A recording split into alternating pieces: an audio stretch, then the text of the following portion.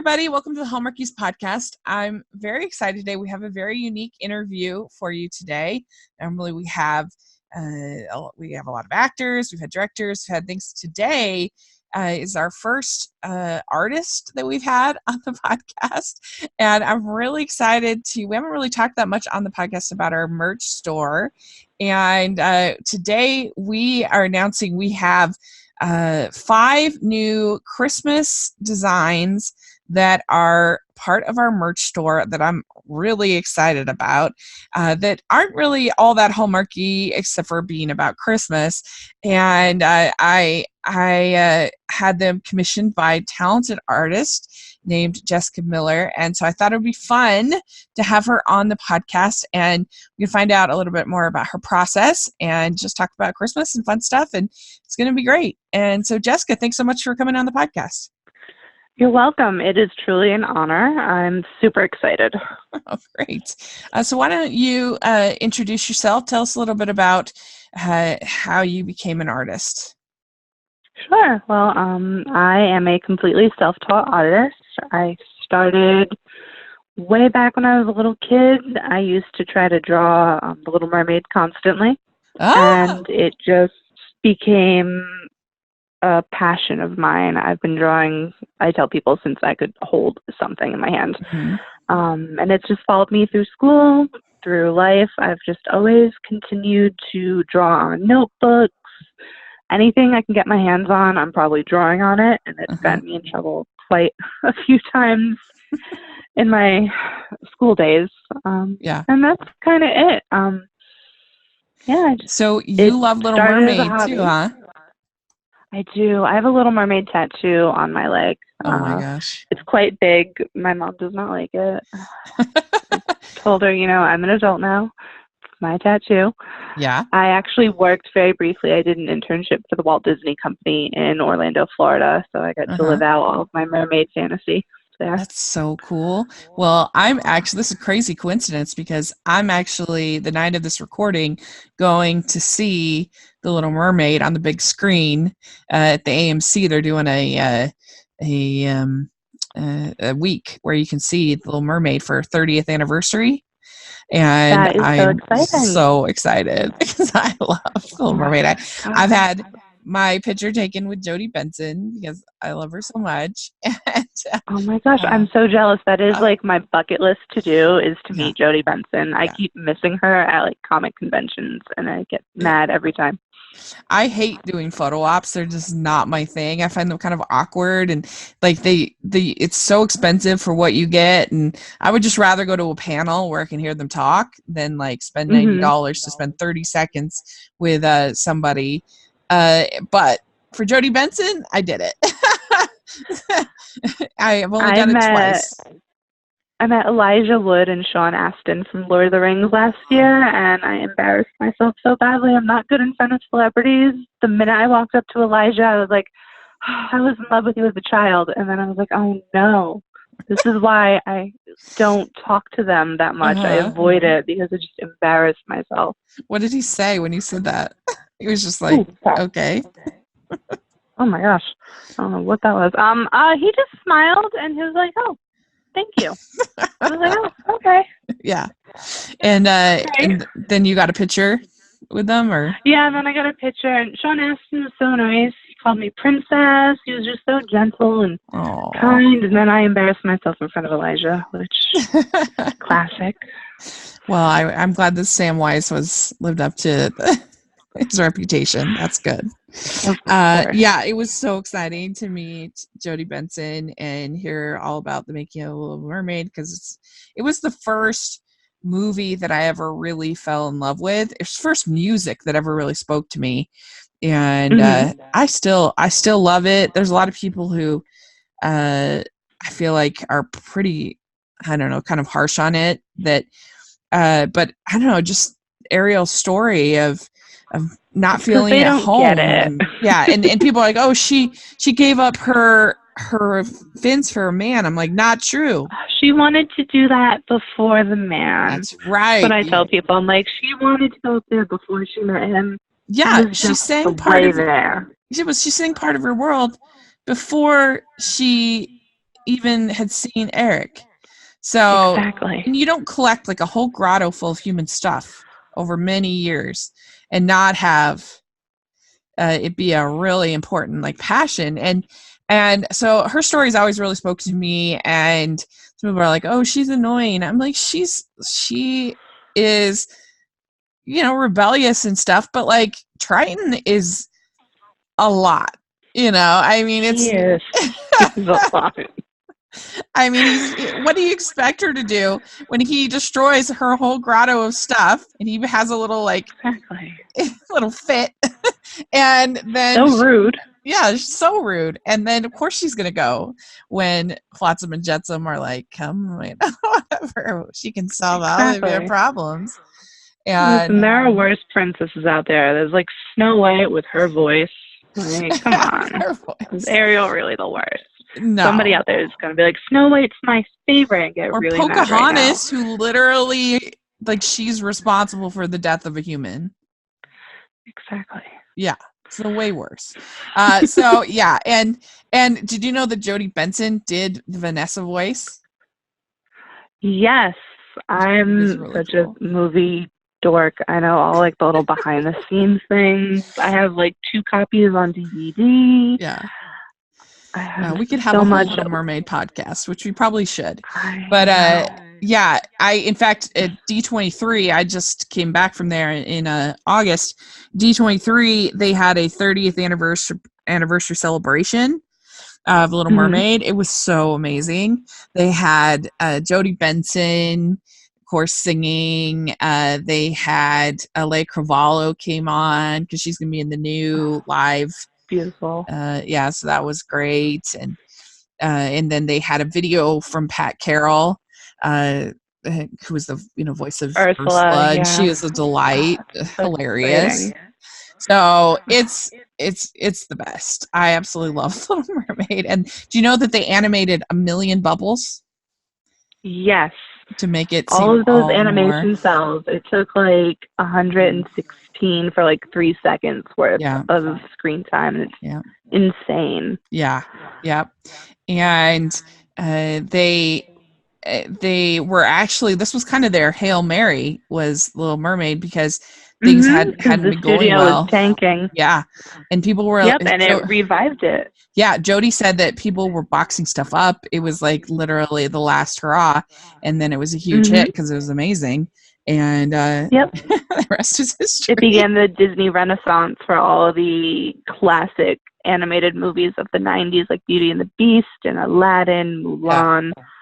It just really brought the studio back. And I always get kind of sad when people don't like her, because literally we wouldn't have any of these amazing stories now without her. You have those incredible lyrics from Howard Ashman, and like Ursula's the best. I mean, come on. Yeah. It's the best. Yeah. One of my favorite Disney villains.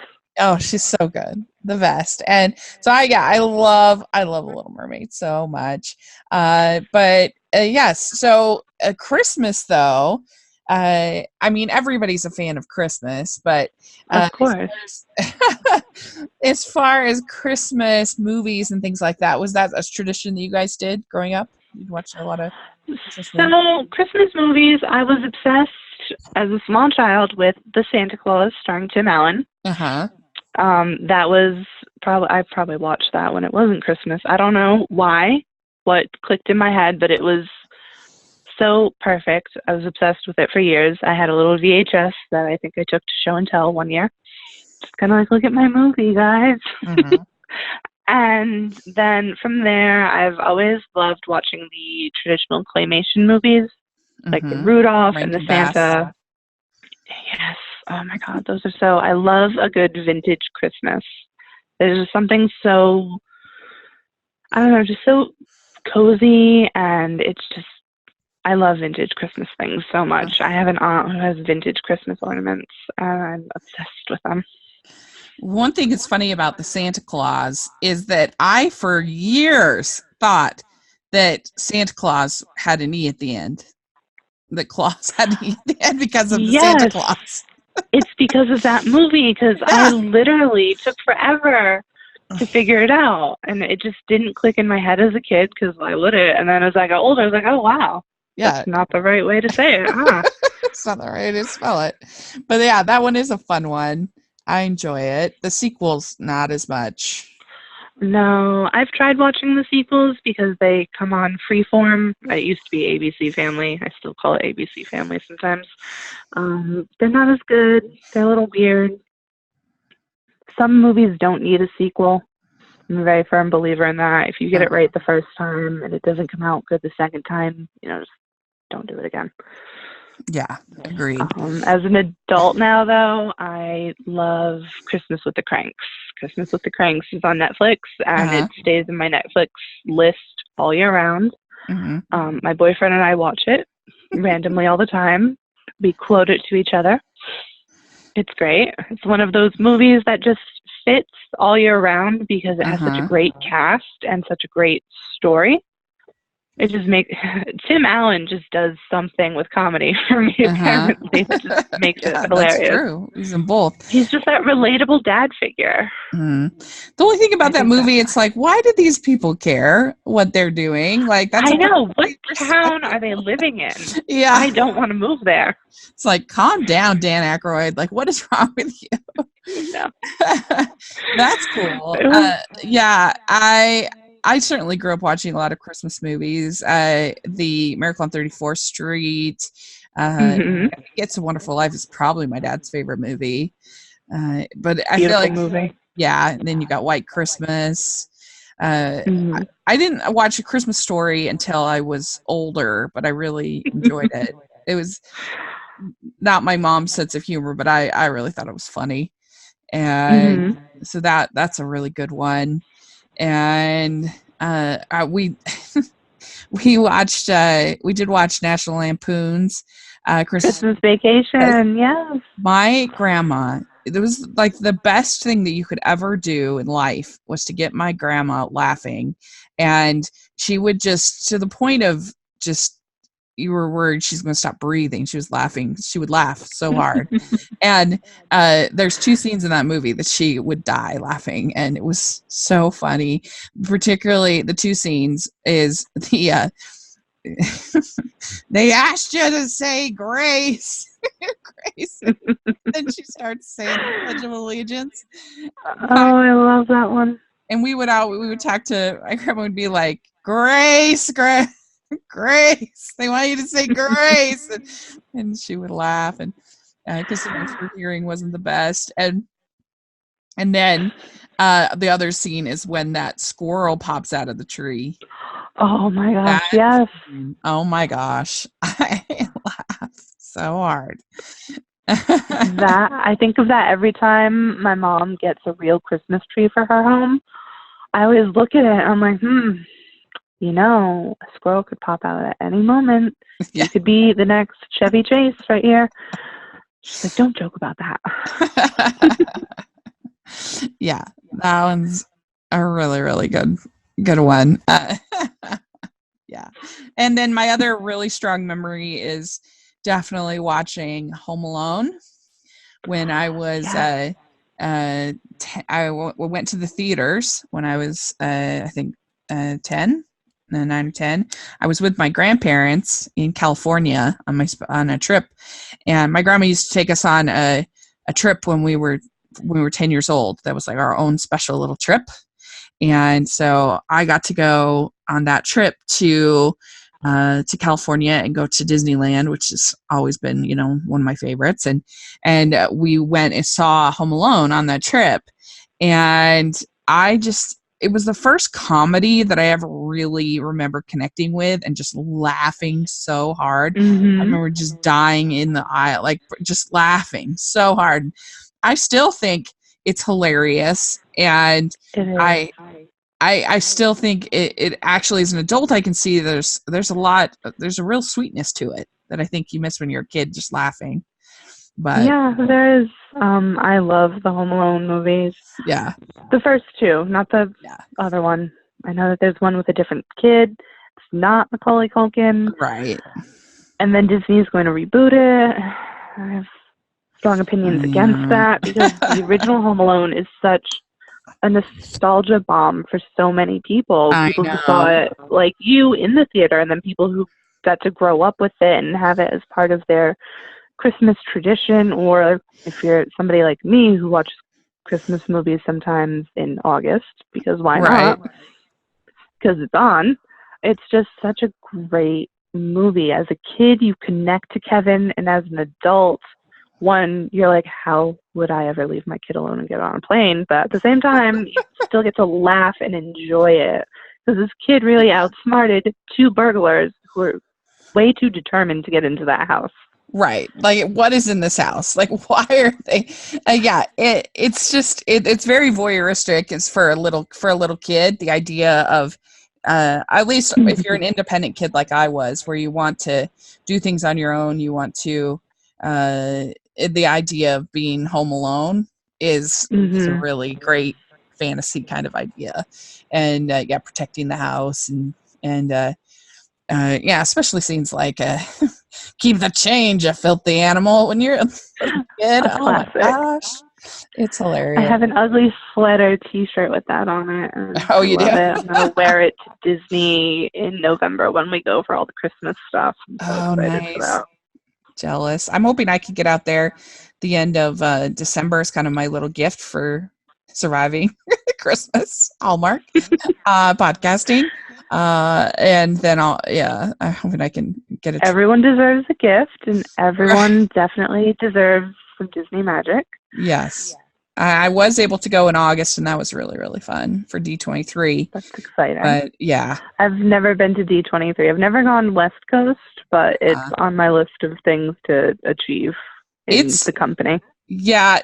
D23 is it's its own thing. It's its own beast. You wait in line for literally everything. So you just kind of have to accept that going in, that you're going to have to wait sometimes multiple hours to do the cool stuff. And that's just the way it is. So you just try to have fun with it. And what you do get to see, like the Little Mermaid celebration, is incredible. And so it's worth it. But it's yeah, anyone who's been to like Orlando and Walt Disney World understands the idea of waiting in like long lines for things. So that I have no problem with. I've waited in like 70-minute lines for an attraction. Yeah. I mean, I'm and prepared. the thing about the lines at D23 is that you're like, they bring the whole group into the panel together. So when you're waiting, you're just kind of sitting. So it's not as bad. It's like Comic-Con. Yeah, so you just get a book and you just read or whatever you want to do. You just relax a little bit. Yeah. I even watched some Hallmark movies while I was waiting. So it's not it's not as bad as it sounds, but anyway, speaking of Hallmark movies, so you're a Hallmark fan. You watch some of the movies. I am. Yeah. I love the Hallmark Channel. I love the Hallmark movies, especially the Christmas movies, because they always bring it. Yeah. I love the Christmas movies, kind of like with Christmas for the Cranks, because everything is like turned up 50 notches. Like instead of just the normal town, it's the normal town on steroids. And I love it. I love the kind of the drama with it all. It's exciting because real life tends to not be as exciting and fantastical as a Hallmark Christmas movie. What are you saying? You mean you don't fall in love with your high school boyfriend every time you go home for Christmas? No, I don't quit my high-powered CEO job to bake muffins in a rustic New England town on Christmas Eve. Right. But like sometimes I wish that was reality. Right. It's a great escape from standing in line at Target on Black Friday. Yeah, at the very least, I would like to go to a like candy cane festival. I mean, it's not too much to ask. Somebody out there needs to just make one, and millions of people will go to it. Yeah, they are doing a Christmas convention in New Jersey where like this is in November, where tons of the Hall stars are going to be there. Like Lacey Chabert is going to be there, Alicia Witt's going to be there, and I have already contacted a friend of the podcast who's going to be our little correspondent from for the con. So I'm real excited. We're going to definitely have coverage. That is amazing. Yeah. We have SantaCon down here apparently in Virginia Beach. I have no idea what it entails. I'm vaguely curious, but at the same time, I'm not sure if I want to step into that zone. I need to do a little more research because it's adults only, so I'm slightly concerned now. I think you need to do the research, and then you need to be our correspondent to cover SantaCon. Yeah, and then I will report live from SantaCon and see what exactly is going on, because there's no children allowed at all, and it just sends so many red flags in my head that I need to know what it is now. Yeah, that should be the next Hallmark movie, SantaCon. Although it sounds like a mystery, not a. It could SantaCon. be. It's a mystery about what this is. It could be like the new Aurora Teagarden movie, but it would be a Christmas one.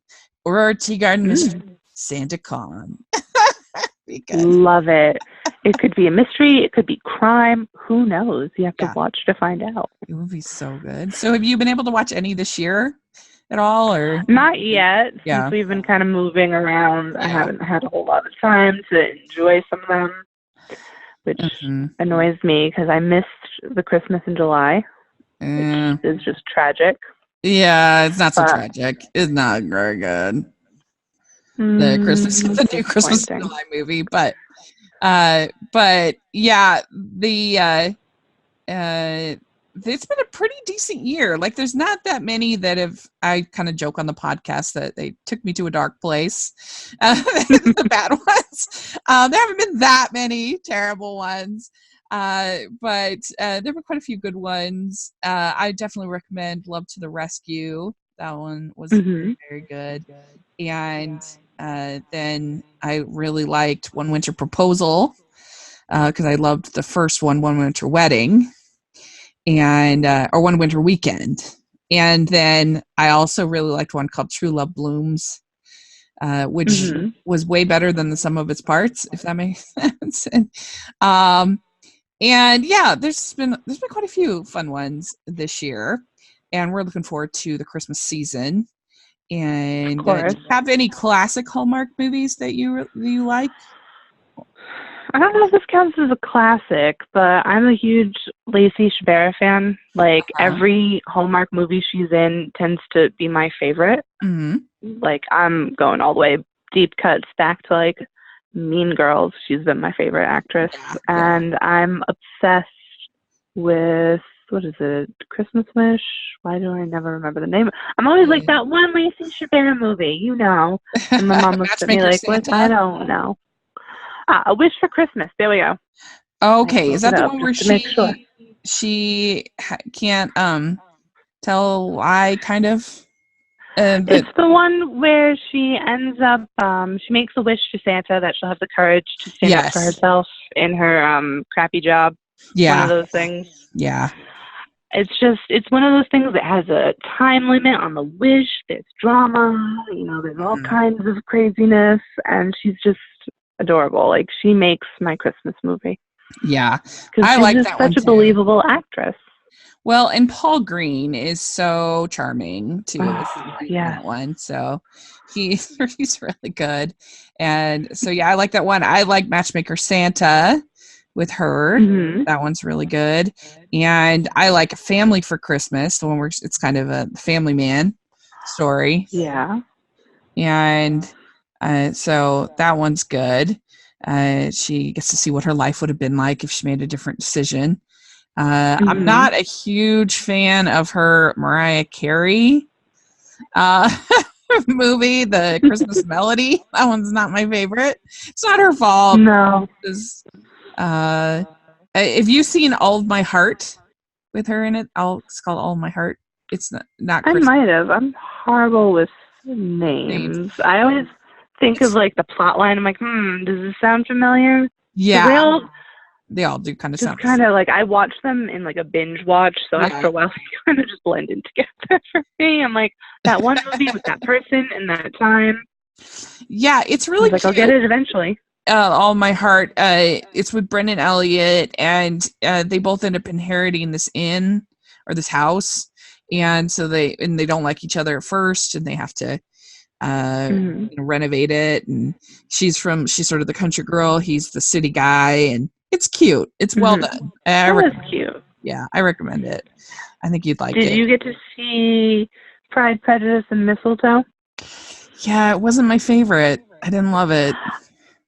I wanted to like it. I wanted to because I am obsessed with Pride and Prejudice, and kind of any version of it tends to hit home for me really well. Yeah. But it just wasn't as executed well as I thought it was going to be. It was really boring. I thought it had almost nothing to do with Pride and Prejudice. I mean, yeah, it was even because they had 2 movies that had Pride and Prejudice type titles last year from Hallmark, and neither of them was particularly good in my opinion, but this one was the worst of the 2.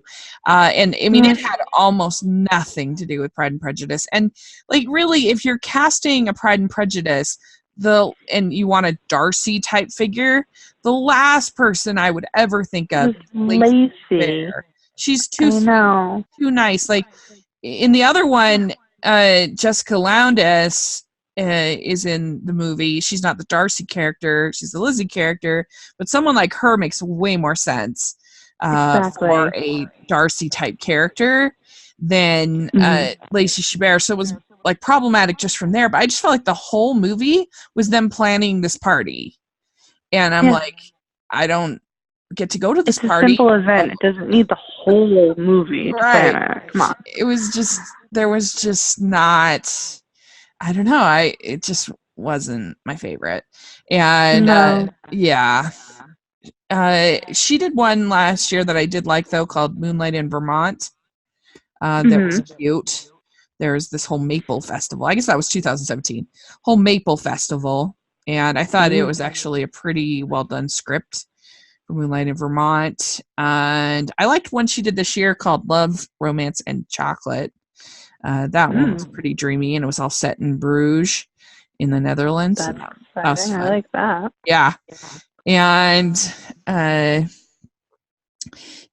last year, my favorite of the Hallmark Christmas, I liked one called Road to Christmas. Jessie Schramm in it, the actress, and I don't know, it was just, I thought the writing was really solid on it. It was my favorite. I liked Candace Cameron Bures last year also. The Two Addicts Christmas. That was fun. She did so well. Yeah, and there's something, I love her. I've been following her since Full House, as a lot of people have, and she just does it perfectly. Like, I love her in the romantic roles. She just falls in love so gracefully, I guess. Yeah. She has great timing. Well, and she usually picks really good projects. There's only a few of hers that I didn't really care for. So I can usually count on her movies being decent, at least. So, yeah. My favorite with her is Christmas Detour. I don't know if you've ever seen that. Yes, I have. Yeah, with Paul Green. That's a fun one. They always pick the cutest actors to play alongside these girls, and I'm so jealous. Yeah. I'm like, put me in a Hallmark movie. Come on. I know. Our dream on the podcast is to get a Firehouse movie with just like a ton of the men. It would be really fun. That would be amazing. Wouldn't it be good? Feuding Firehouse. Because have you ever seen the 12 Men of Christmas on Lifetime? I have not. Oh, it's so good. Especially if you like Pride and Prejudice. It's 12 Men of Christmas with Kristin Chenoweth.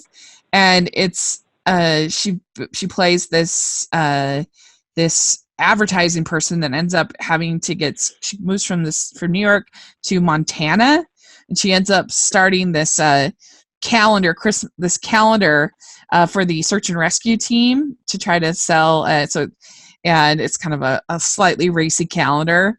And that's why it's a 12 men.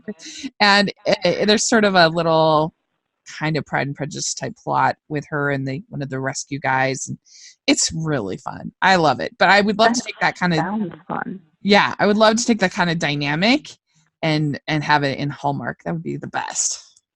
That would. You had me at Kristin Chenoweth. Like, amazing. Oh.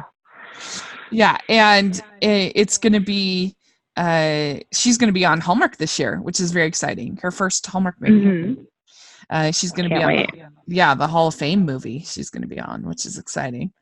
So, yeah, So let's talk about your work a little bit. Sure. So how do you come up with your how do you come up with your designs? What's your process? So with my process, I tend to first, obviously, if there's a subject that I'm going for, if I have kind of an idea, like if I want to draw, I don't know, I did a pinup series of Halloween monsters one year, and I had that general concept. And then from there, I would do like a mood board, I guess. I call it like my little Pinterest board of inspiration. Mm-hmm. So I'll just like look online, I'll look at different maybe like color tones, or if there's, an old Hollywood photo of a monster that I really like, I'll kind of set those up together. And then, this is always super cheesy, and I always put headphones on when I do this. I have a very specific drawing playlist that I listen to. It's got all of those really embarrassing, like kind of 90s one-hit wonders. There's a lot of Spice Girls. There's a lot of various songs that everyone would be like, oh, that song. So I put that on, and then I just kind of get really cozy, and I start sketching things out very roughly. It depends on what it is. If it's a big scene that needs backgrounds and, all different types of people in it, I'll try to dissect it. I'll do maybe like the background first, and then I'll take like the first two people, kind of figure out what their body language is going to be and do like a very rough sketch, and then I'll go back and do a line work over it with more detail, and then I color. For the Christmas designs that I did, I actually put on my Spotify Christmas playlist to get into a more Christmas mood, and I looked at vintage Christmas because it's my favorite, and there's just something, sometimes Hallmark movies put me in that sort of escapism where I feel like I'm in like either like a rustic Christmas, or it feels very timeless to me. Mm-hmm. And I just had an idea in my head that I wanted to do a very cute, very stylized design. Mm-hmm. And that I didn't want it to look kind of like a Keebler elf, or like, sometimes you see like drawings of elves and they're just they're very cartoony and they're very silly. And I just kind of wanted the opposite of that, something a little more streamlined, a little more fantastical. Yeah, it's so and cute. Kind of evolved from there. I really didn't give you a ton of, I just said we wanted to be Christmassy, and I wanted these to be the ones anybody could order that just wanted a Christmas shirt, as opposed to something specific for Hallmark. And I think I showed you a couple of the designs that we already had. And it's at tpublic.com/stores Hallmarkies. I'll have a link in the description. You definitely want to check it out. And so what was the first one you designed of the 5 you did? The first one I designed was the hot cocoa overload, because you really didn't give me a lot. You gave me like one or two phrases that you thought might be cute, and that was it. And I really that was the first one I fully saw in my head. I read the phrase and I was like, giant cup of hot cocoa. So if people haven't seen this design, it's a little elf in basically a hot tub, kind of hot cocoa. And it's so cute. And so how many characters did you create for these shirts or these designs? So we've got the hot cocoa overload. Then we have the I'm here for the cocoa elf. Yes. She's adorable. I love her. Then I did the candy cane one, and then we have a set of 4 Hallmarkies, which is what I just kept calling. As I was doing it, I was trying to explain it to whoever was near me. I was like, yeah, they're Hallmarkies. They're elves. They're like, oh, it's a Christmas elf. I was like, it's a Hallmarky elf. Get it right. So we have those. We have that little quartet, and they're adorable. I love doing them. They all have a specific personality, which is how I do everything. I'm like, they all have to have a different personality. They have a different backstory. I could probably make them a story if I felt like it. And then we have our duo snuggling up on the couch for a good movie. Mm-hmm. I love that one. It's so cute. They have it's called Christmas Movie and Chill is what I named it. And yeah, it's the two little elves watching and you have Christmas emanating from the TV, which is Yes. it's fun. They're keeping it holly and jolly. Mm-hmm. Yeah. And you don't have to get a t-shirt of these designs. You can get notebooks, you can get mugs, you can get a tote bag if you want, if you're not a t-shirt person. But they're really, really cute. Yeah, you have, like I said, the candy cane, which has red hair, the candy cane girl, Yep. which is really cute. I had And to stop myself. I tend to draw a lot of redheads because I have red hair. And I was like, no, put some variety. Not everyone is a redhead. Try to represent everyone on the drawing. yeah. Yeah, no, you did because you've got black hair, you've got blonde hair, you have We've got red some hair. brunettes mixed in. We got the gingers. You know, we got everyone's kind of there because I know I'm the first person who looks at whatever. Like, I want one with red hair. That was me growing up. Every time there was a doll or something, I was like, where's the redhead doll? Where's my doll? Yeah, and I'm really excited about the Christmas Gang one. So we called it Christmas Gang. Yes. Because this is kind of inspired by our our amazing patrons. So this one's kind of inspired by our amazing patrons, who I had been telling I wanted to make a patron shirt for a long time, and that's one of the perks that you can get for being a patron is you can get a shirt. And so I kind of just threw it to you that I wanted a kind of a grouping of elves, and that would be kind of symbolic of our little fun team. And I was thrilled with what you came up with. I'm so glad. I was looking at it, and I was kind of looking at the sort of the golden storybook vintage illustrations. I was like, you know what? These would look really cute like that, you know, just kind of set out like that. You know, they could tell a story. You could look at it and be like, well, maybe those two are together. Maybe they're all friends. Are they related? You know, what's going on? What's their story? Are they going to hang out? They go to a candy cane festival? Who knows? Yeah, that's true. I mean, they could be the bigwigs working for Santa. Exactly. They could be the head elves at Santa's corporation. Mm-hmm. But I definitely wanted to do a mix of boys and girls. I know a lot of, you know, Christmas art, when you see it, there's always boy elves. Yeah, that's true. That's kind of it. That's the general elf design. It's a guy.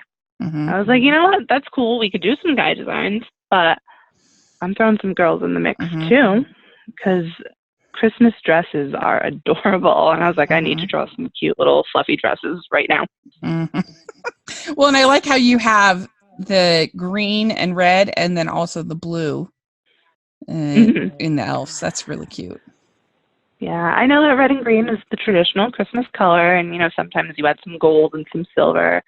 But I love a good blue and white. You know, it reminds me of the winter frost and the snow, and it's just such a great contrast to the typical colors, and they all mix really well, and they all look great together. Yeah. So I tried to have that in almost all of them. Somewhere there was an alternating blue and white version. This last year, I got I've always wanted to have a white Christmas tree, but it's never quite, I felt like fit with my house, but I decided in my studio / office where I work, I got a little like 4-foot white tree and did purple and blue ornaments and pink, and it looked really good. It was really fun. That's so fun. Christmas to me, I love the traditional, but sometimes you need a good pop of color somewhere just to liven it up. I had a white Christmas tree for a very long time, and I used to just bedazzle it with all different types of ornaments, different colors. Now we have a boring regular tree, but we have blue and silver decorations for it. So it's still got that interesting element to it, and it's pre-lit, so I don't have to get tangled up in some lights. Yeah, well, I have to get a fake tree because I know that that's like a sin in Hallmark, but because I'm single and I live alone, I don't have it's hard for me to do a traditional tree. There was a natural tree. There was one year I decided to do it, and and it was my little Hallmark story because this company promised they would deliver the tree and set up the tree. And so I was like, this is perfect. I can have a fresh tree, but I don't have to deal because it's just too heavy for me to deal with all by myself. A tree. And so like, this would be great. I can have a fresh tree, but it ended up being a total ripoff. It was so frustrating. First of all, they were just going to leave it there on my, and they were like, I think 2 weeks late, maybe. I mean, it was a disaster even getting it delivered. And then he was just going to leave it. And I'm like, I paid the extra amount to have you set up the tree. That's the whole reason I did the service. And if I hadn't caught him there, they would have just left it. And then he goes and does it, but he did it so it was very tippy. It was very when you actually looked at the end, it was on a huge diagonal. He hadn't even like sawed it off right. And so it was very tipsy, and it ended up, as I was starting to decorate, it ended up like collapsing on me. And so then I had this tree, and I didn't have a saw, and so I could not get it to land right. And so I'm like so frustrated. And everybody, this particular weekend, everyone was gone. And I'm like, what am I going to do if I don't get this tree with some water and get it set up? Then it's going to die. And it's Christmas nightmare. And it sounds like it. I know. He sounds like a total Grinch. How dare he? It was the worst. And so I ended up calling all these people. Finally reached my bishop was the head of our congregation in my church, and I finally reached him. And I hadn't even been in that church for very long, and so we didn't know each other very well. But I was, at that point, I was very frustrated, and I'm like, I need help. And so he was my Christmas miracle. It was the Hallmark story. He came over, him and his wife. He came over. He had his saw. He sawed off made it right. He set up the tree. I was like, you are the hero. Sweet. Yeah. That is a great Hallmark movie. That could have been. That should be next year's featured movie. I'll have to write it. Because you have to. Oh, that sounds like such a nightmare. I know. We had real trees when I was growing up, but then we got cats, and the cat knocked it over one year, and I think that was kind of it for the real tree. My mom still gets real trees sometimes, but she has 3 dogs, and I just don't see how that works. I like a good fake tree because there's no pine needles to vacuum up after. If I forget to, I can't forget to water it. It doesn't need water. I love the smell of a real tree, though. Beautiful. Yeah. But I can get some scented candles and do the same thing in my apartment. Like that. Yeah. The only difference between my story and a Hallmark movie is that it would be like a dashing young man. The Christmas that would come save me. Yeah. Yes. The Christmas tree fiasco. And his axe. Yes. It would be great. It would be like Andrew Walker and would be there to save the day. In my story. Love it. But yeah. And the other advantage of having a fake tree is that you can have it up longer. So you can start it, right around Thanksgiving, and you can have your tree up for a couple of months. And I have a what I call my memory tree. And so I have, because it's such a nice little souvenir to get at places, a little ornament, because it's not that expensive, and it's not some tchotchke you're going to have hanging around the house. And it's easy to travel with. Easy to travel with. And so I have a lot of different ornaments I've gotten different places. And I even got one here at D23. I got a little Mickey ears D23 to kind of symbolize that trip. And then I have other ones that symbolize different parts of my life. Like I have ornaments for my mission, ornaments for BYU where I went to college. I have just different, when I graduated from graduate school, I got an ornament for that, stuff like that. And it's just like a really fun little thing to have. Get me in the holiday spirit. What's your favorite Christmas ornament that you have? Favorite Christmas ornament that I have? That's a tough question. That's a good question. It is. No one really thinks of it, but you know it deep down.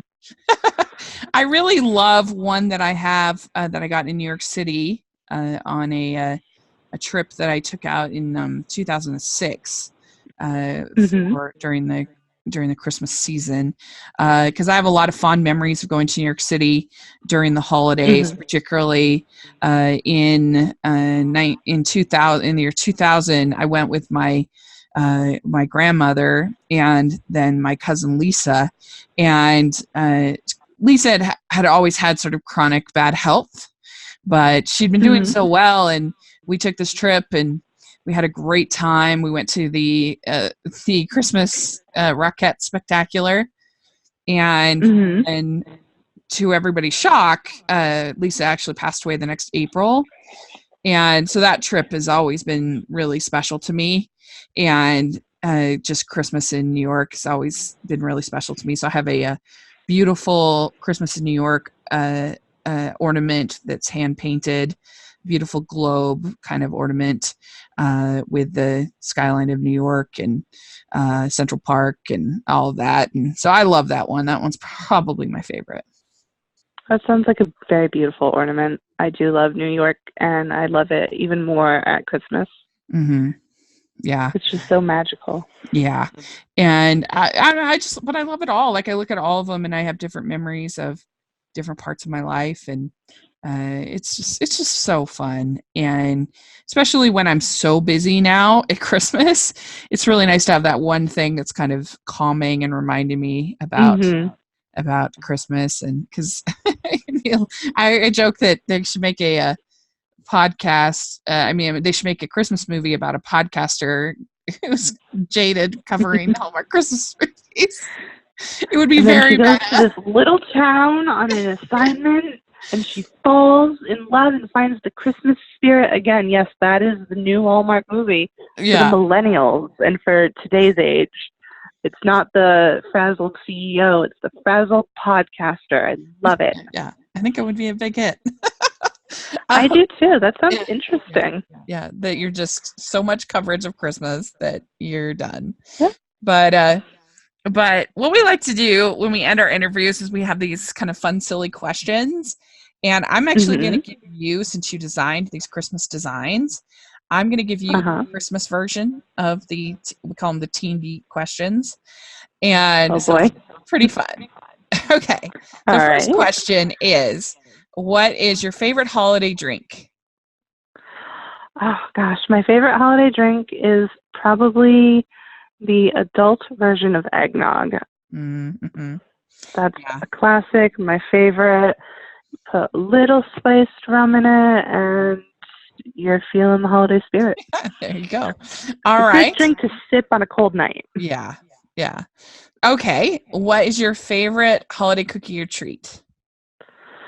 I'm a chocolate and peppermint girl, so I make these.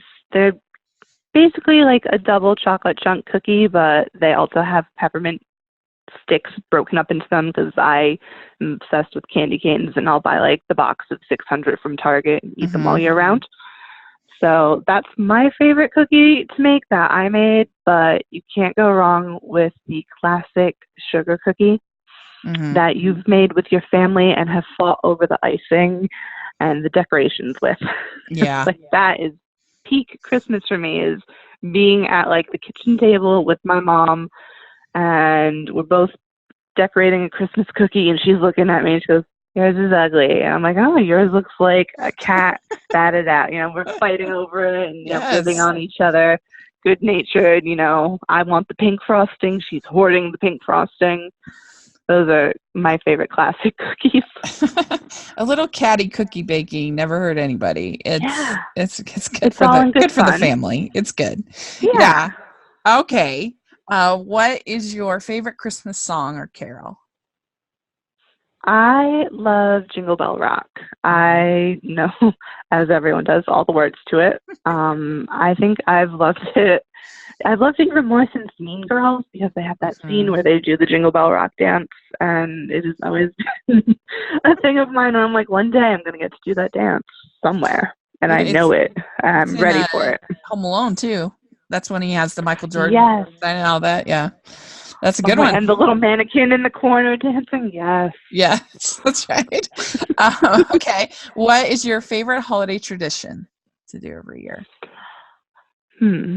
My favorite tradition, I don't live in New England anymore, but when I did, every year, my family would go to the Shrine of La Salette in Massachusetts, and it's this beautiful holy ground, and every year for the holidays, they deck it out in these beautiful lights, and it tells all different types of stories. They have prayer stairs that you can go on, and it's just such a great family experience that really puts me in the Christmas mood. It's not Christmas until I've been to La Salette. Oh, cool. I've never heard of that. That sounds great. Okay, what's a memorable gift you've either given or received? Like, do you have a Red Ryder BB gun kind of story? I wish. My mother would have never let my dad buy me a BB gun. He probably would have if I asked for it, though. I think, what's the most memorable gift I've ever gotten? I've gotten a lot of gifts. I was a very spoiled little girl. Was there ever that one that you just wanted so bad? And then... Yes. There was one Christmas that I got a singing Ariel doll. It was almost life-sized, and when you pressed the little shell locket on her throat, she would do the song or the vocals that she does when Ursula is taking her voice, and it was obsession for me because I would just press that little button all the time, as kids do. Yeah, girl after my own heart. That's great. Okay. So which would you pick, Scrooge or the Grinch? The Grinch. Okay, I love the Grinch. He's a classic, especially the Jim Carrey Grinch. Oh, you love that one, funny. Huh? Yeah, you like it. I do. I think it's just because I grew up with that one a little bit more. Okay. I do love the classic Dr. Seuss animated one, but I love the level of comedy that Jim Carrey brought to it. Mm-hmm. The one last year was super lame, I thought. I did not even see it. I refused. Yeah. I was like, this is unnecessary. We just needed to stop after the Jim Carrey one. That was it. We've done good. We can leave now. Okay. Would you have clear lights or colored? I'm a colored lights person against all of my family's wishes. Who hates them? Okay. Snowball fight or building a snowman? Snowball fight. I'm very competitive. I have to win. Good. Even if I cheat a little bit. Okay. So do you think of yourself as a good gift wrapper or not? I'm not a gift wrapper at all. My gift wrapping starts out well-intended because I just had to wrap something recently, and it started out with the greatest of intentions. You know, I cut it to size, I laid it on the floor, I had the tape nearby, and then somehow one corner was too short after doing the other corner, and then the cat attacked it, and then it just looked like I threw it down the stairs. And I use gift bags now. I think I've learned my lesson. A gift bag is just seamless and easy for me. Yeah, I've been known to use many a gift bag. I'm a serviceable wrapper. I wouldn't say I'm great at it, but I can make it okay. But yeah, it's tricky. So all right, last question. What is your ugly Christmas sweater? You mentioned you had one. So I have my ugly Christmas sweater T-shirt. I guess now the new thing is they print the pattern onto a T-shirt for you to wear. I think the ugliest one that I have is a T-shirt I bought at Hot Topic when Deadpool was first coming out, and it has little Deadpool faces, little chimichangas on it, and little like explosives, and it is ugly. It's really ugly. It's not as cute as like the Home Alone one. It's like a bed shirt for me now. I wear it to sleep because it's just, I bought it thinking I was going to wear out in public, and then I got a good look at it. I was like, ooh, you're too ugly. Yeah. But it's very cozy, so like win-win. Well, very good. So thanks so much for coming on the podcast. This was a lot of fun, and hope everybody at least goes and looks at the designs because I just love them. They're so cute. So I will put a link to the store in the description section. Definitely check it out. And like I said, you don't have to just get shirts. There's all different stuff that you can get. There's pins that are really, really cute. And so take a look. Let me know what you think. And I think it's just been really, I was shocked that you agreed to do it, to be honest. I was like, oh, she's too talented for what we can do. So I was thrilled. No, I mean, I came to you. I really wanted to try something new. I was so used to whenever like my friends or my family asked me to do something, they're like, oh, do a portrait. I was like, I want to try something different. Well, where's the exciting yeah. commissions? Right. So like this was so fun for me. I had the most fun doing this than anything else that I've done this year so far. I'm so glad. That makes me really happy. So definitely everybody, please check it out. You'll love it. And if people want to follow you on social media, all that fun stuff, how can they do that? So right now I am on Instagram as Jessica Ashley Artistry, and that's Ashley without the E in it because Instagram doesn't want me to have my full name. It was too long apparently. Okay, good. And I'm on Twitter as J Miller Artistry. And that's about it for now. I'm looking to branch out into more social media as I continue to work and grow. Okay, great. Well, I'll have that in the description section so people can follow you. And you can follow me at Rachel's Reviews, all of our social media, iTunes and YouTube. And make sure you're following the podcast, all of our social media. And if you're listening on iTunes, please leave us your ratings and reviews. If you're listening on YouTube, please give us a thumbs up, subscribe to the channel. We really appreciate that. And please consider joining our Patreon group. We have so much fun. And you can get all kinds of good benefits, like I said, like a shirt or other item from, you could get one of these cool designs. So definitely consider becoming a patron. And thanks so much, Jessica. I really appreciate it. And we will talk to you again hopefully soon. Bye. Yeah, you're welcome. Thanks. Bye.